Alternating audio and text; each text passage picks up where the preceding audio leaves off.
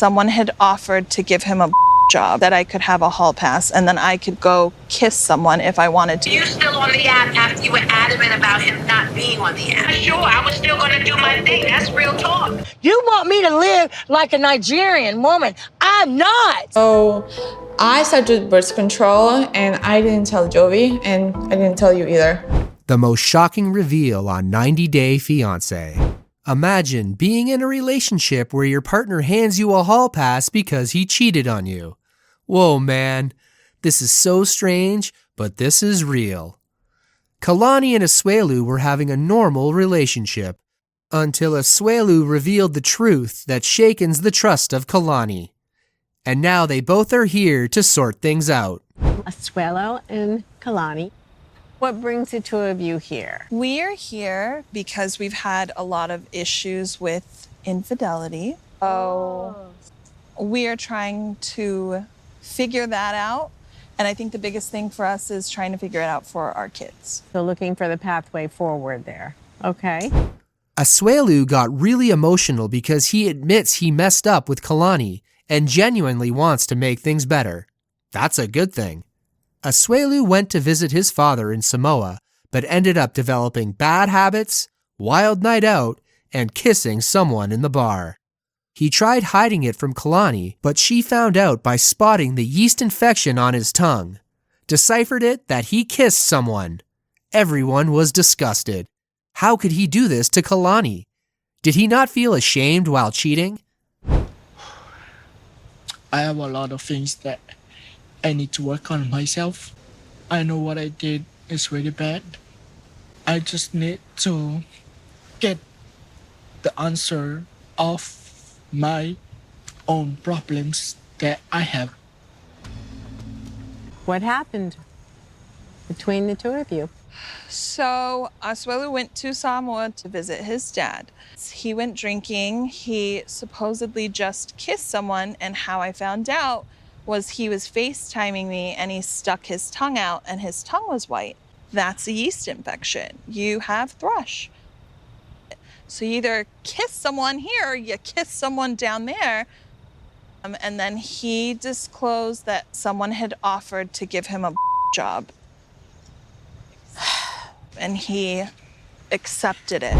And here comes the most unexpected twist in their marriage.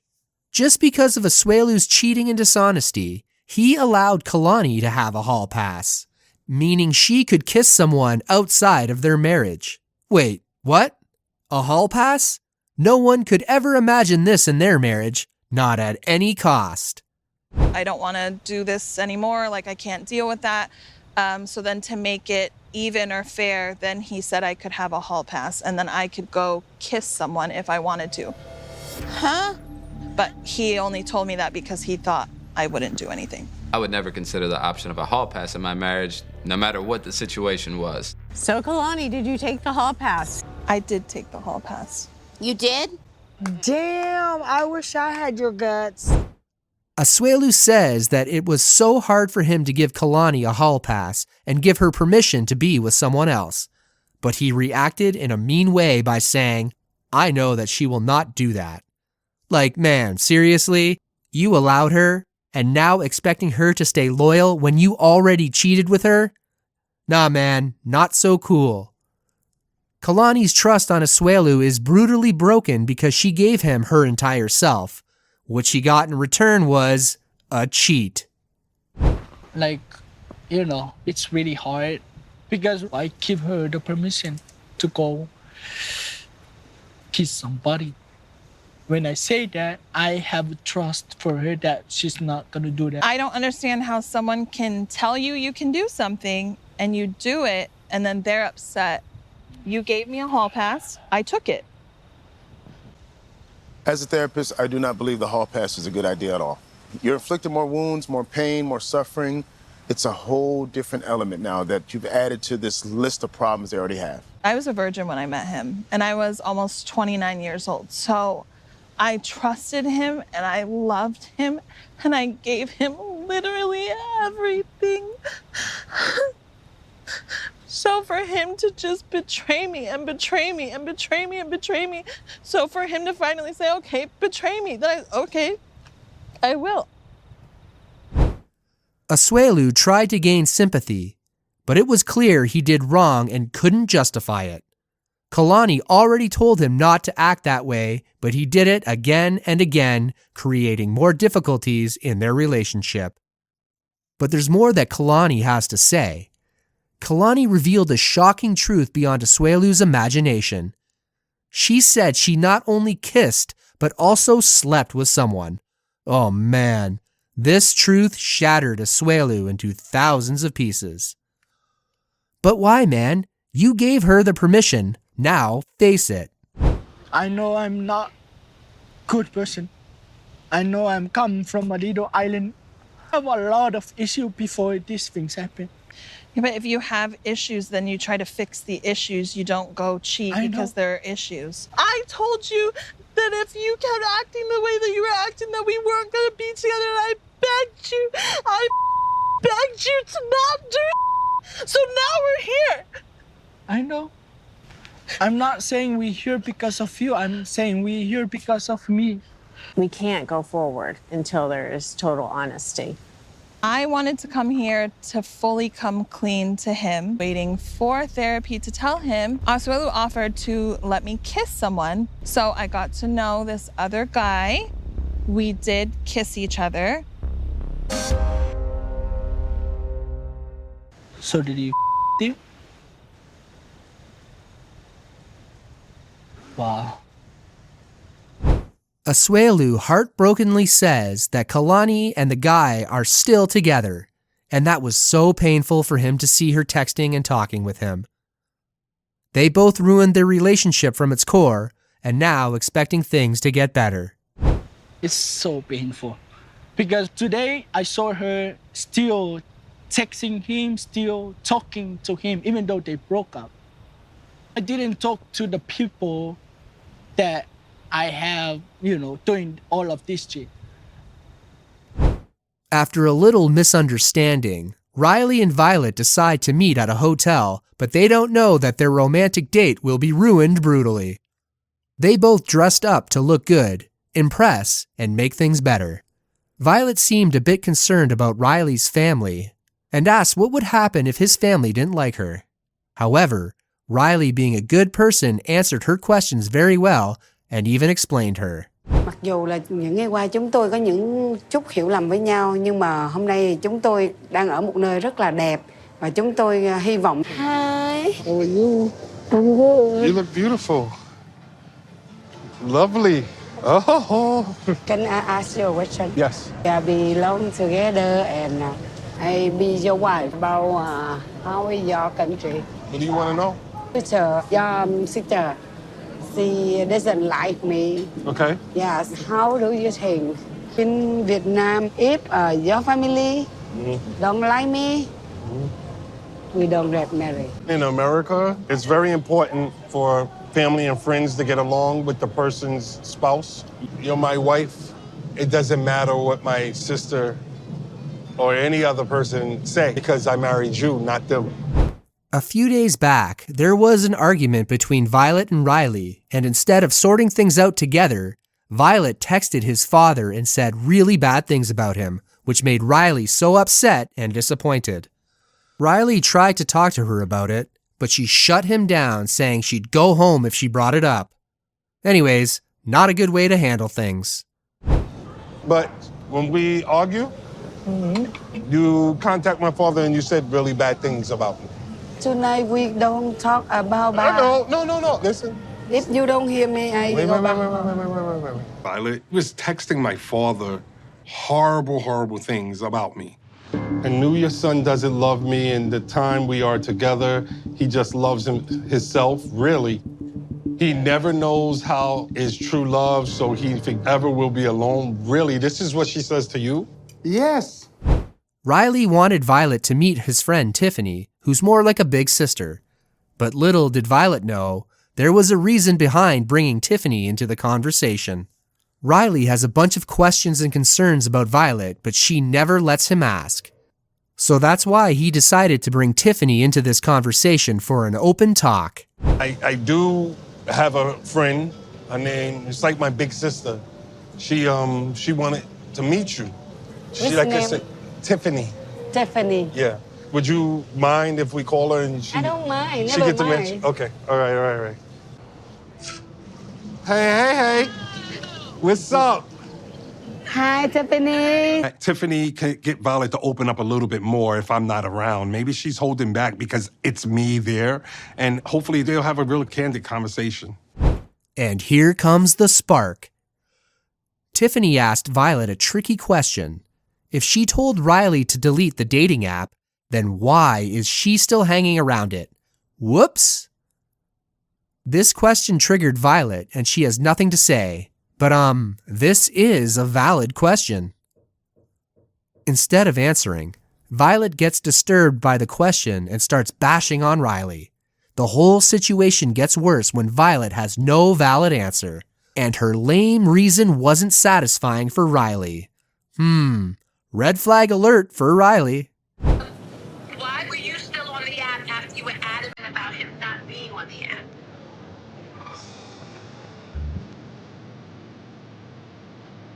That's not a hard question. I'm asking you, why did you not delete the app?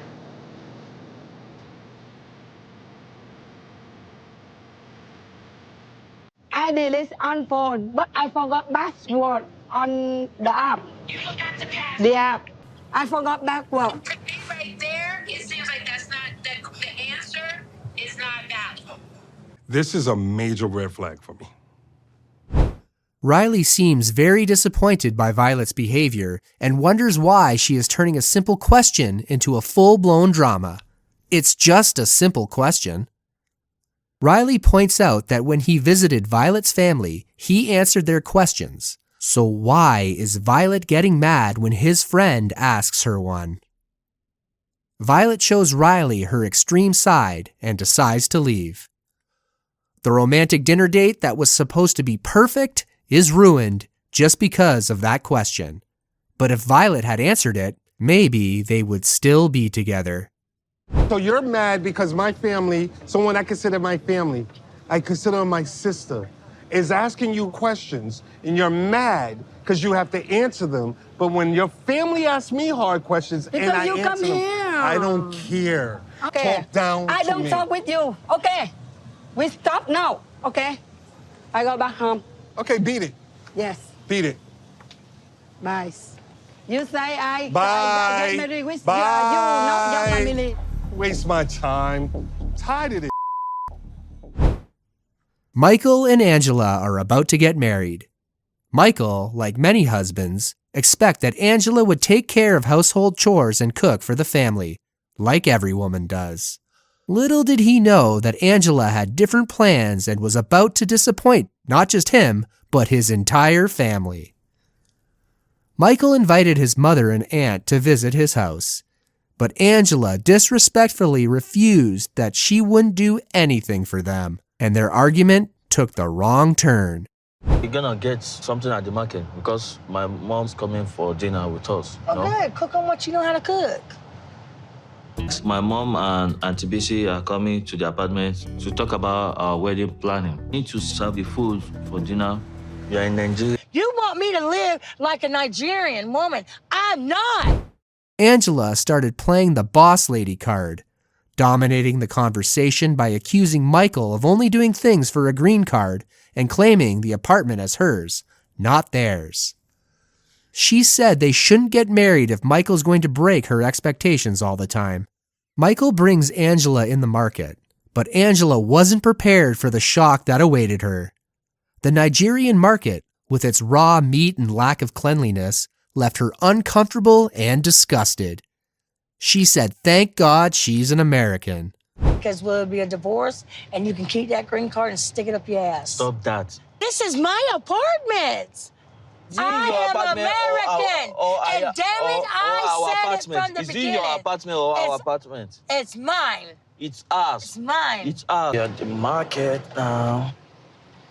Oh, damn. I thought we was going to a grocery store market. I can't do this. As they were about to leave, something more disgusting is yet to come. She saw a dead goat head in the market and lost all control. Now, it was too much for her. Michael, too, was surprised by her behavior.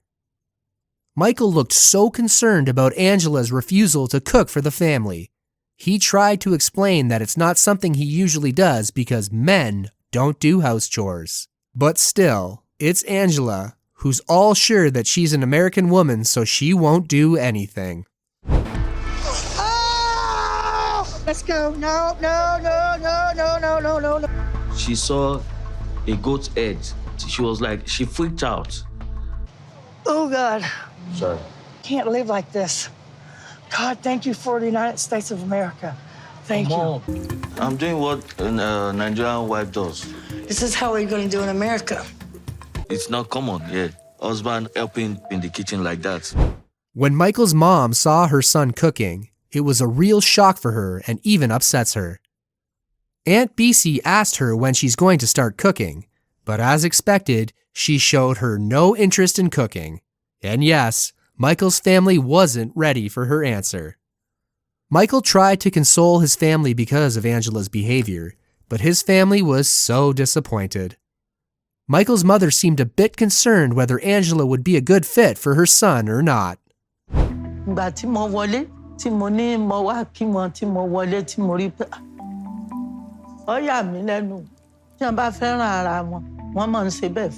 Angela, when times comes, you will learn how to cook our dishes, Abby.